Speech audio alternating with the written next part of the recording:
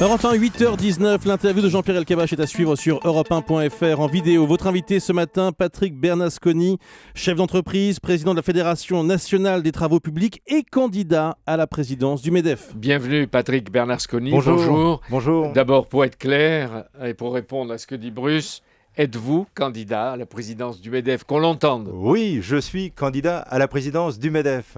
Vous avez été longtemps fidèle, dauphin de Laurence Parisot, vous vous êtes émancipé pour cette bataille. Est-ce que vous avez la vocation de rester un numéro 2? Je vais jusqu'au bout de cette bataille, je veux porter mon projet et le faire reconnaître par les chefs d'entreprise. Vous aussi, vous irez jusqu'au bout, c'est ce qu'on dit toujours au début d'une campagne, et puis après on passe un accord avec... J'ai l'habitude d'aller au bout de mes projets. J'ai déjà mené une élection dans le cadre de ma fédération nationale et je suis allé au bout de cette bataille et j'ai gagné. Alors, Patrick Bernasconi, vous êtes un homme d'entreprise, petite entreprise, combien de salariés? Mon entreprise familiale, 60 salariés. Vous avez pris la succession de votre père?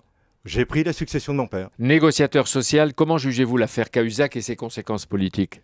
Je crois que dans notre société, il faut l'exemplarité. Nous sommes tous attendus sur l'exemplarité, que ce soit pour les politiques, que ce soit pour les dirigeants. Ceci dit, il ne faut pas jeter l'opprobre sur la classe politique et sur les dirigeants.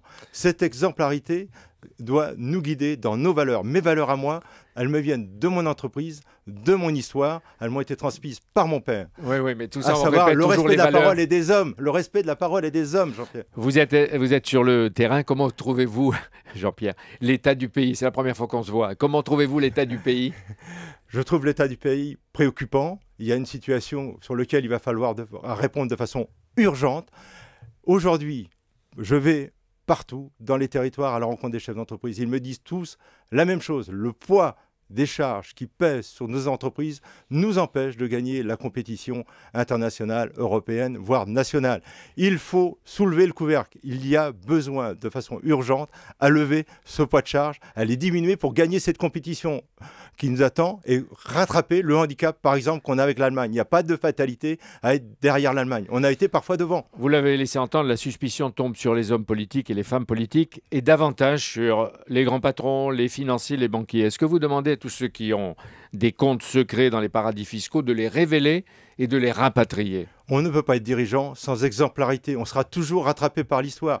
Il y a besoin d'exemplarité. Donc oui, il faut que lorsqu'on accepte des responsabilités, on soit complètement en phase avec ce qu'est la société française. Et nous, on a une responsabilité. Si on est à la tête d'un mouvement, on doit mettre en place les règles de bonne gouvernance pour justement s'assurer que ceci soit respecté. Aussi contrôler et plafonner les rémunérations des patrons. Tout à fait, contrôler, avoir la transparence. C'est une exigence qu'on doit avoir. C'est ce que j'ai fait dans ma fédération dès que j'y suis arrivé. En 2005, on a amené la transparence, on a mis en place les règles de bonne gouvernance. Aujourd'hui, Le Monde va révéler, et Bruce en parlait tout à l'heure avec la rédaction d'Europe 1, que 2 banques françaises, BNP et Crédit Agricole, ont d'étranges relations avec les paradis fiscaux. Est-ce que vous aussi, vous nous allez répéter, comme François Hollande, comme d'autres, la moralisation? Mais je viens de le dire, ça passe par la transparence, par l'éthique, et en même temps, il faut aussi se poser la bonne question. Comment on fait à un moment donné pour garder ceux qui veulent travailler en France? Comment on fait à un moment donné pour faire venir des gens qui veulent investir en France? Là, il y a des bonnes questions à se poser. Il ne faut justement pas écrire l'histoire à l'envers sur ces sujets-là. Oui, on ne fait pas la taxe de 75%. Il ne faut pas faire la taxe à 75% parce que la façon dont elle est imaginée, on augmente encore les charges qui pèsent sur les entreprises. C'est totalement incohérent par rapport à ce qu'on souhaite. Alors, hier, vous avez confié au Figaro que dans votre entreprise, Patrick Bernasconi, vous gagnez 5 000 € net par mois, mais vous n'avez pas d'autres revenus, etc. D'abord, je n'ai pas de compte en Suisse. Et derrière, ma rémunération dans mon entreprise familiale est bien de 5 000 €. Mais j'ai d'autres entreprises, j'ai d'autres mandats. Ma déclaration d'impôt 2011, elle est claire, c'est 200 000 €. Non, vous avez dit, j'ai pas de compte en Suisse, mais vous en avez aux îles Ni au Caïmans, ni à Singapour, nulle part. Bon, j'ai des dettes à la banque et je les rembourse tous les ans pour rembourser mon logement. Oui, vous voulez que tous les candidats à la présidence du MEDEF en fassent autant, disent... qu'ils gèrent leur compte dans la transparence. C'est tout. Oui. Voilà. Au cœur de cette crise qui n'en finit pas, Patrick Bernasconi, est-ce qu'il faut un patronat, un MEDEF militant, combatif? Comment il faut? Moi, je veux un MEDEF de résultats. Il faut s'engager sur des résultats. On doit partager un diagnostic. De toute façon, tout le monde fait le même état. On sait tous qu'il faut enlever ce poids de charge qui pèse sur les entreprises.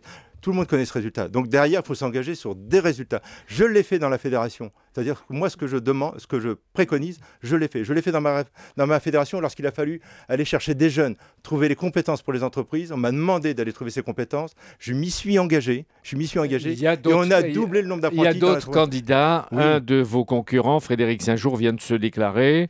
Il s'y préparait d'ailleurs chez Peugeot. Il y va. C'était un secret de polichinelle. On sentait bien qu'il allait venir. Qu'est-ce qui vous distingue l'un de l'autre, par exemple ? Moi, j'y vais avec mon projet, avec mes qualités. Je pense que c'est aux électeurs du MEDEF, après, de voir celui qui incarne le mieux le projet. Oui. Jusqu'à présent, vous étiez direct et franc, là, c'est la langue de bois. Non, je vais vous le dire. Moi, je suis un entrepreneur d'origine familiale. J'ai des valeurs qui viennent de mon père. Je les ai cherché à les mettre en application tout le temps. Mais en même temps, j'étais un chef d'entreprise qui a toujours cherché à rassembler. Et l'objectif numéro 1, lorsqu'on prend des responsabilités nationales, c'est de rassembler tout le monde. Oui. Les petits, les grands, les filières entre elles. C'est une manière de nous dire que lui, sorti des grandes écoles, des cabinets, qui a à la tête d'un grand groupe comme Peugeot PSA, qui a l'avantage d'être peut-être plus proche des socialistes que vous, qui conduit la puissante et influente et riche UIMM, qui fait d'habitude l'élection, a l'avantage sur vous. J'ai un profil différent, j'incarne autre chose. J'ai pris l'habitude depuis de nombreuses années de parler à tout le monde. Après, c'est s'engager sur le projet. C'est une force de conviction. On l'a, on ne l'a pas. Il propose, et il le dit au Figaro, de réduire de 100 milliards les dépenses publiques. Vous ? Les 100 milliards, ce n'est pas un chiffre qui est sorti du chapeau. Les 100 milliards, c'est le différentiel qui nous sépare de l'Allemagne à l'heure d'aujourd'hui.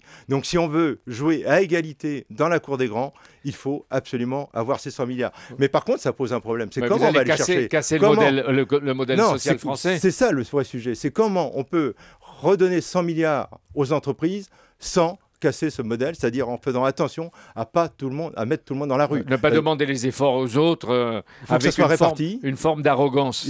Voilà, exactement. Il faut que ça soit réparti, il faut que ça se fasse dans le dialogue. Alors, c'est vous, Patrick Bernasconi, qui avez négocié en 2008 l'accord sur la représentativité syndicale, qui aboutit à avoir des syndicats majoritaires réformistes. En 2008 et 2011, les conventions d'assurance chômage. Et en 2013, l'accord qu'on a dit historique sur l'emploi et qui est débattu en ce moment à l'Assemblée nationale par Michel Sapin et une poignée de députés courageux dans un hémicycle quasi désert. Est-ce que ça vous choque ? Et qu'est-ce que vous pensez de ce qui est en train de se faire ? D'avoir peu de députés sur un sujet aussi important dans l'hémicycle, oui, ça a quelque part quelque chose de choquant.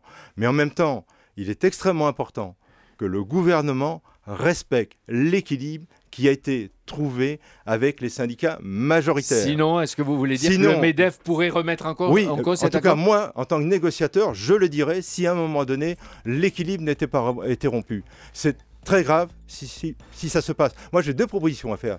Il y avait une proposition de constitutionnaliser les accords. Faisons-le. Et allons même un peu plus loin. Mettons en place un comité de suivi de ces accords avec les signataires pour vérifier si les amendements respectent bien cet équilibre. Oui, avec franchise, vous avez expliqué qu'il faut reculer l'âge de départ à la retraite. Il faut se mettre avec... 65, 67 ans à l'horizon 2025 ? C'est la règle aujourd'hui en Europe. Oui, vous dites aussi qu'il faut réintroduire de la dégressivité dans les allocations de chômage, vous allez vous faire des amis, et que les entreprises déterminent elles-mêmes, avec leurs syndicats, la durée du travail. Dernière question, le président de la République organise une deuxième conférence sociale en juillet à l'Élysée, sans doute avec le successeur de Laurence Parisot. Quel devrait en être le thème et qu'est-ce qui devrait en sortir ? Peut-être au-delà de la conférence sociale, il serait peut-être bon d'avoir une conférence sur la compétitivité des entreprises pour demain retrouver le niveau d'emploi qui devrait être le nôtre dans ce pays et la croissance dans ce pays. Élargissons le sujet à tous les sujets. Quelle est la condition pour s'entendre avec les syndicats ? Respecter de la parole. Merci d'être venu. Merci beaucoup à Patrick Bernasconi. Dimanche, l'événement, ce sera le grand rendez-vous, ce sera à 10h sur Europe 1. Votre invité, Jean-Pierre. Europe 1 ITV. L'invité sera Pierre Moscovici. Il y a beaucoup à lui dire, beaucoup à demander. Lui, beaucoup, j'espère, à révéler. Merci beaucoup, Jean-Pierre.